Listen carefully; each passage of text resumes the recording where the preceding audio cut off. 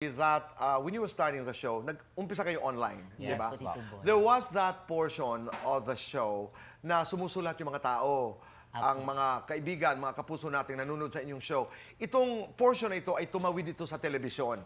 Ito yung Dear Bubay and Tekla. Ngayon, nalaman din ng, at kaya ang dami-daming tao ngayon dito sa studio, dahil nalaman nila nga kayong dalawa ay darating. Abay, may kanya-kanyang tanong na kailangan yung sagutin ngayon. Kaya pala kanina, Tito Boy, pagdaan namin, masama ang tingin nila sa amin. At saka halos hindi kayo makapasok. Dahil inaantay nila, hindi ba? Ayun, okay. Kaya pala kinakabahan ako late.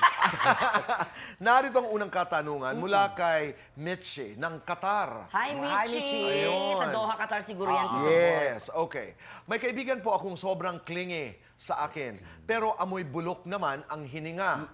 Paano ko sasabihin sa kanya nang hindi siya masasaktan? Please help, Bubay and Tekla. Siguro, bebe, ang gawin mo, sundin mo yung PIAV. PIAV. Stands for? Patience is a virtue. Yan. So, pag talaga naman nagtiis ka sa hininga niya, magkakaroon ka ng virtue. Tama. Nang uutol. di kaya, Diba? para in a nice way, para hindi ma-open, may mga words kasing Katulad. Like, daanin mo sa sitwasyon. Yes. Yung pag sa kanya, kung mabaho yung hininga niya, sabihin mo na lang, babe, yung hininga mo parang teleserye. Yan. Nakakaiyak.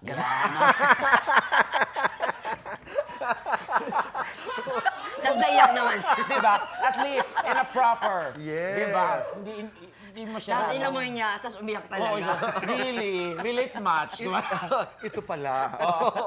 Kayo bilang magkaibigan, Mabaho po. Hoy! Ito naman. Pero, parang teleserye, at least teleserye. Nakaligtaan ko lang ngayon. ganito. Lahat, Wow, kumakatawa. lahat ba nasasabi nyo sa isa't isa? Kahit gaano kahirap. Katulad yun, yung Yeah. halimbawa, medyo pang teleserye ang hininga. Are you able to tell each other anything? Ngayon po, dahil 7 years na kami, mas madali na namin nasasabi sa kanya. Kasi Halimbawa, dati medyo may ano pa eh. Sabi ko, ngayon open kami. parang kanina sabi ko, ang pula-pula naman ng mata mo. Dati akong galunggong. Hindi kasi irritable yung ano ko. Allergy ako sa eyelashes at saka sa mga brows. Mula naman kay Donnie ng Bulacan. Ay, meron pa. Aba. Oo, marami to. May job offer po ako sa barko.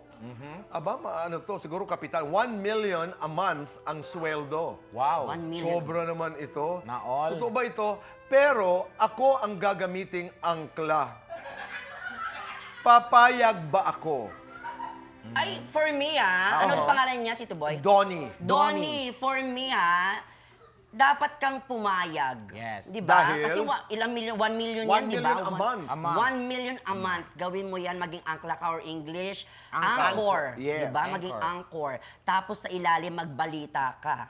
Iba Kasi yun, pag iba nagbalita ka na, news na yon. So magiging news anchor ka. O, di ba? Ganda. Okay, mula naman kay Yani ng Taiwan. Ay, Yani. Oy, galing kami dyan. Okay. Sa May Taipei. dalawa akong manliligaw.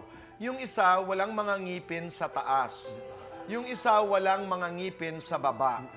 Bet ko sila pareho. Okay. Tulungan niyo po ako, Bubay at Tekla. Sino ba ang sasagutin ko? Nakatagpo ka na ng perfect na manliligaw. Aha. Isang ipin sa baba, isang sa wala. Paghalikin mo sila para mag-lock. Ganon. Parang ganun din. Ang tawag of pendant. Yes. Silang magkakatuluyan. Maglalak silang tawag doon, lockjaw. Okay. Yeah.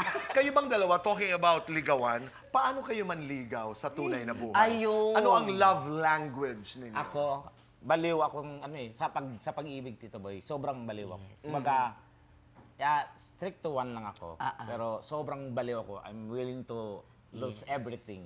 For love. Kagaya kay... Michelle.